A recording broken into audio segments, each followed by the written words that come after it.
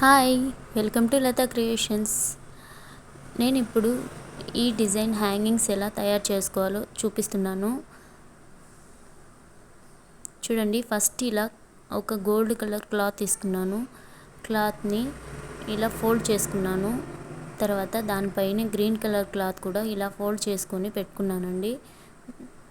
రెండింటిని పట్టుకొని మధ్యలోకి ఇలా థ్రెడ్ పెట్టేశాను.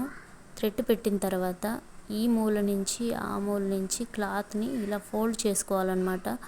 ఫోల్డ్ చేసుకుని నేను వీడియోలో చూపించినట్టుగా ఫోల్డ్ చేసుకోండి.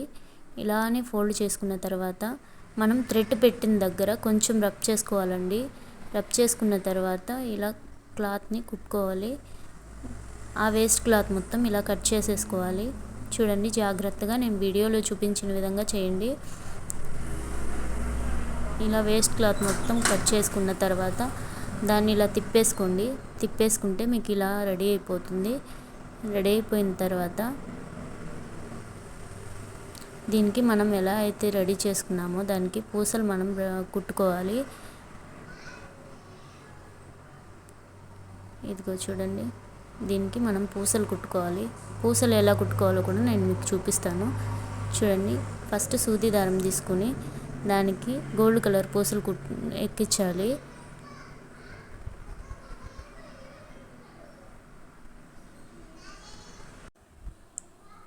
ఫస్ట్ గోల్డ్ కలర్ బీడ్స్ ఎక్కించుకున్న తర్వాత వైట్ కలర్ బీడ్ కూడా ఒకటైతే తీసుకోవాలి.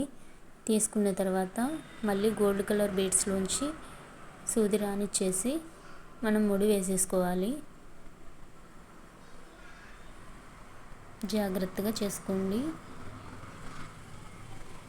ఎక్కడ స్కిప్ చేయకుండా చూడండి, మీకు పర్ఫెక్ట్గా వస్తుంది.